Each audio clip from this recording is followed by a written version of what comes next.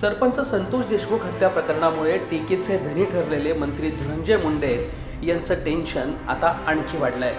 गेल्याच आठवड्यात करुणा मुंडे यांच्या प्रकरणात धनंजय मुंडे कौटुंबिक हिंसाचार कायद्याअंतर्गत प्रथमदर्शनी दोषी दिसतायत असं निरीक्षण कोर्टाने नोंदवलं होतं। करुणा मुंडे आणि त्यांच्या मुलीला देखभाल खर्च देण्याचे आदेशही कोर्टाने दिले होते। पण आता कोर्टाच्या या निर्णयानंतर धनंजय मुंडे यांच्या पुढे अडचणी वाढल्या आहेत। करुणा मुंडेंनी दाखल केलेल्या आणखी एका तक्रारीची दखल आता कोर्टाने घेतली आहे। धनंजय मुंडे यांनी विधानसभेच्या निवडणुकीत उमेदवारी अर्ज करताना खरी माहिती दडवल्याबाबत करुणा मुंडे यांनी ऑनलाईन तक्रार दाखल केली होती।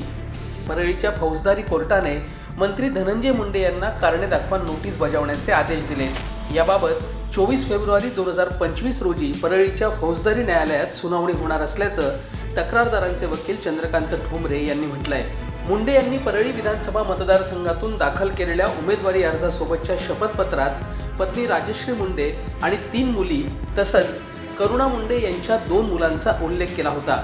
पण करुणा मुंडे यांच्या नावावरील मिळकतीबाबत कुठलाही उल्लेख केला नव्हता असा आक्षेप घेण्यात आलाय।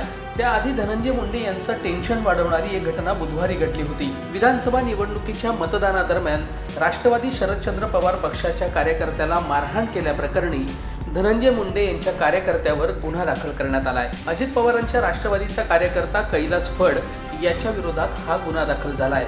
मतदानाच्या दिवशी कैलास फड याने परळीचे राष्ट्रवादी शरदचंद्र पवार पक्षाचे उमेदवार राजेसाहेब देशमुख यांच्यासोबत असणाऱ्या माधव जाधव यांना मारहाण केली होती। याबाबतचा व्हिडिओ सुद्धा व्हायरल झाला होता।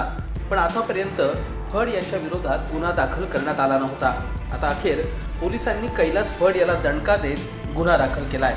यावरून देखील पराभूत उमेदवाराने धनंजय मुंडे यांच्यावर गंभीर आरोप केलेत। परळी मतदारसंघामध्ये जवळपास 201 मतदान बूथ ही धनंजय मुंडे यांच्या कार्यकर्त्यांनी त्यांनी कॅप्चर केले होते। मग जसं आम्हाला फोन येत गेले व कुठं इथं बूथ कॅप्चर झालं, तिथं बूथ कॅप्चर झालं, तिथं बूथ कॅप्चर झालं। मग ही एक परळी या बँक कॉलनीचं बूथ कॅप्चर झालं, ते कैलास फड एकटाच मतं करायला असं ज्यावेळेस आम्हाला कळालं त्यावेळेस माधव जाधव आम्ही सगळे टीम मिळून तिथे त्या ठिकाणी गेलो। एक तो उमेदवार म्हणून मी एकटाच मध्ये गेलो, माझ्या बॉडीगार्डला सुद्धा मध्ये येऊ दिलं नाही। आणि त्याच्यानंतर मग माधव जाधव रेषेच्या बाहेर असताना, माधव जाधव माझे सहकारी आहेत, रेषेच्या बाहेर असताना त्याला त्या ठिकाणी त्यांनी कैलास फड आणि त्यांच्या सहकार्याने मारहाण केली। त्या ठिकाणी ही एक अराजकता त्या ठिकाणी निर्माण केलेली आहे ज्या पद्धतीनं, ती योग्य नाही ना। या ठिकाणी पालकमंत्री धनंजय मुंडे साहेब असतील किंवा वालिम कराड असतील यांचे सगळे ही मिलीभगत आहेत। सगळं पोलीस खातं त्यांच्या सगळ्या मर्जीतलं असल्यामुळं सगळे पोलीस त्यांच्या मर्जीतले, PSI मर्जीतले, DYSP असतील, SP असतील, ॲडिशनल SP असतील, ही सगळे माणसं निवडणुकीसाठी मुद्दाम या ठिकाणी या मतदारसंघात या बीड जिल्ह्यात आणले होते। त्याच्यामुळे सगळे बूथ कॅप्चरिंग करून मतदान करण्याचा जो प्रकार आहे त्याची अराजकता कुठे दहशत बसली पाहिजे, माणसावर दहशत बसली पाहिजे, चांगले माणसं मताला आले नाहीत पाहिजे, या एका उद्देशाने केलेली दहशत आहे।